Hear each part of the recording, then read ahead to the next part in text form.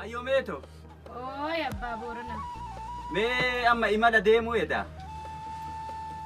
Imala kana gafa baham beekan malee gaafa galanin beekanii jedhani. Ha?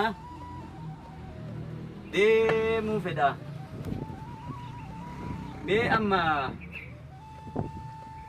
ijoolleen tun waa isaanii beeksisee kenneefi akkasillee hin cinqin akka atillee rakkan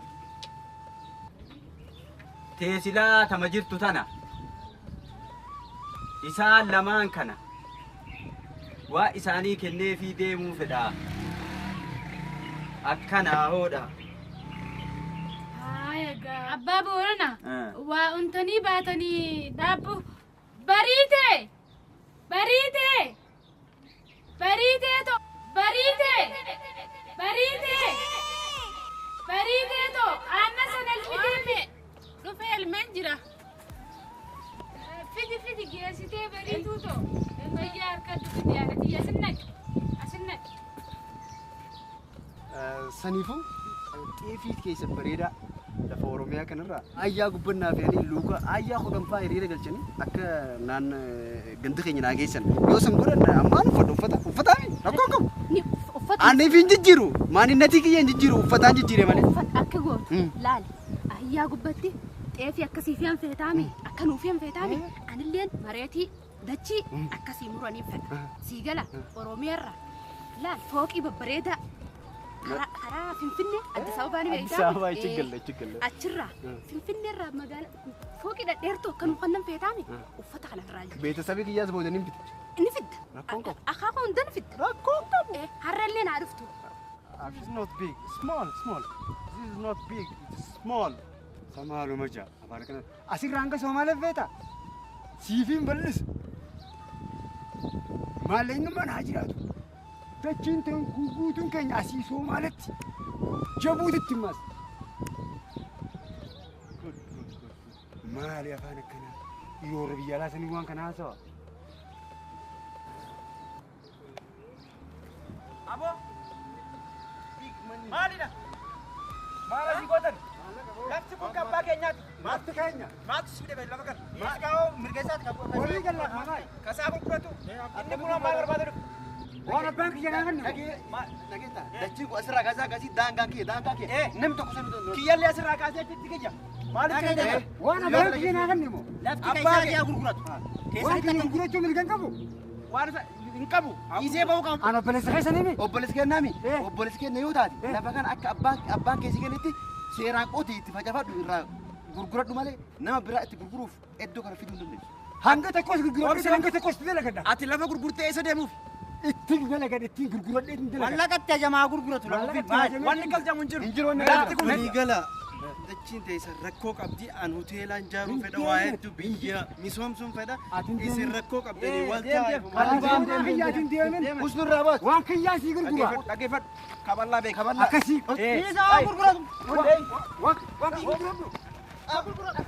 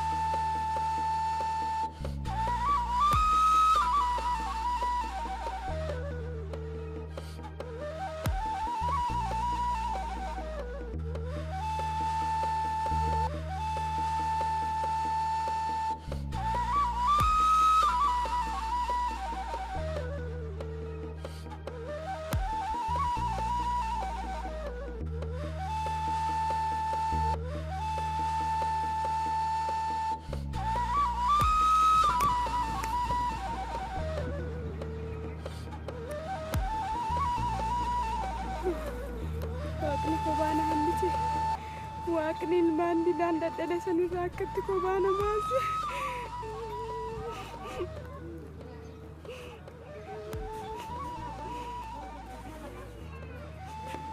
harmeen teenna mana ofiitti akka deebitu isin tokkummaa akka turisanii wal jala akka yaatanii fi muramtee kennee qorni amma nu keessaa ka harmee teenna dararaa ture maqaa mucayyoo teenna argateen harmee teenna dararaa ture mucayyoo teennallee qabeenya sii kennee daawwattoota keenyaa fayyaa nageen isinii badhaadhaa. Egaa guyyaa Juulaay 16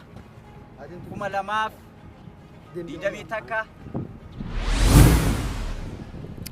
Tole ashama harka fuunee kabajamtootaa fi hordoftoota ilmaan Oromoo marti keessanuu warreen magaalaa Yaman fi akkasumas illee biyya Yaman magaalaa sanaa jiraatan akkasumas illee naannoo ishii egaa akka wanni asii walitti qabamneef harmee Oromiyaa gargaaruudhaaf tumsa harmee Oromiyaa sababeeffachuudhaaf Juulaay guyyaa 16 saniifuu kabajamtootaa fi hordoftoota ilmaan Oromoodhaa tumsa Oromiyaa akka irraa namne iddoonis Lulatal Sharq akka dhuftan afeerraa keenya waan babashannansiisoo wallee sirba diraamaa fi waan kana akkasumatti illee waaqisha qabatanii harmee Oromiyaa akka gargaartan dhaamsa Oromummaati. Dhaamsa kiyya horaa bulaa. Waliigalaattu qophii harmee Oromiyaa gargaaruudhaaf saala Lulatal Sharq guyyaa 16 maatii torbaffaa inshallah Juulaay bara 2020 akka nu hordoftan harmee Oromiyaa gargaarta akka taataniif abdii namni harmee teessan jaalatu hundi keessanuu nafina akka hirmaattan. Ashama harka fuunee kabajamtootaa fi daawwattoota ilmaan Oromoo guutuu addunyaarra jirtan hundi keessanuu gargaarsa harmee Oromiyaatiif akka sirriitti gootan kanaafuu harmeen Oromiyaa isin kumachaa jirti. Iddoon saalaa Lulatal Sharqii asar. Hundi keessanuu hirmaat. Egaa hundi keessan gartee iddoo kanatti fayyadamtanii jirtu akka irraa nafa. Egaa hundi keessanuu hirmaadhaa harmeen Oromiyaa isin eeggatti jabaadhaa. Oromoon bakka jirtan kan kaawaa kan dhiyaa kan biyya Yaman keessa jirtan harmee Oromiyaan isin eegdii anaa dhufu isin hin jettu. Egaa akkuma jaametti gaa namoonni beeytanii guyyaa baatii torbaffaa guyyaa 16 Lulatal Sharqitti akka dhuftanii gartee nu hordoftanii guyyaan san gartee guyyaa addaati ilmaan Oromoo sanaa fi naannoo ishii jiraatan hundi keessanuu akka dhuftanii qophii tanarratti hirmaattan asar gartee mustashfal muwaddaa bira akka dhuftanii nu waliin hirmaattanii isiniin jennaa hedduu galatoomaa. Gaafa guyyaa 16 achitti walaakan. Egaa akkuma dhageessan saala Lulatal Sharqi kajaamutti akka nu dhuftan abdii qabna harmee Oromiyaa isin. Tole egaa akkuma jedhan kana gaafa guyyaa 16 saala Lulatal Sharqi iddoo jedhamutti naannoo asirratti argamutti namoonni magaalaa sanaa fi naannoo ishii jiraatan saala sanii akka wal agarru kabajaadhaan isin gaafatan. eeyyeen hin argine hin dhageenye jechuun hin jiru jechaadha. An ganda kana inni ganda sani an dhaaba kana an dhaaba sani wanni jedhamu hin jiru jechaadha. Harmee Oromiyaadha waliigalaan kan waan ta'e jechaadha. Kana waan ta'aniif guyyaa isiniin jedhame kanarratti jechaadha.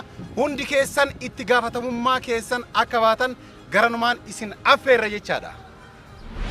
Kanaafuu harmeen Oromiyaa koottaa imimmanarraa haqaa jetti harmee teennarraa imimmana haannu koottaa nu bira dhaabadhaa Oromiyaa bira haa dhaabadha. Maashaallah ilmaan Oromoo kan magaalaa sanaa jirtan hundi keessanuugaa Lulatal Sharqi wal agarra achi wajji bashannanaa harmee bira haa dhaabbannu jenna. Harmeen beeksisuuf dhufteerti.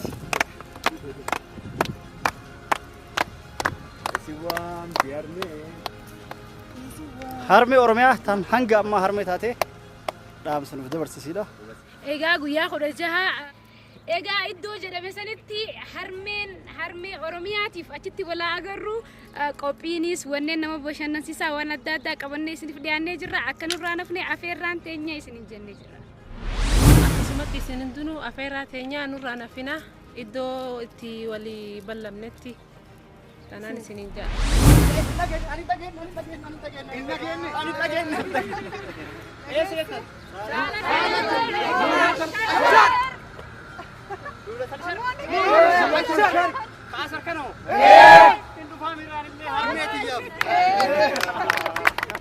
Wal argaan teenna Lulatal Sharqi nam tokkicha akka nafne.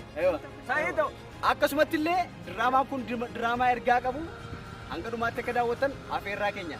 bishaantu dheebota ibidda gadooda harbeen oromiyaa dheebotteer haa gargaaru marti keenna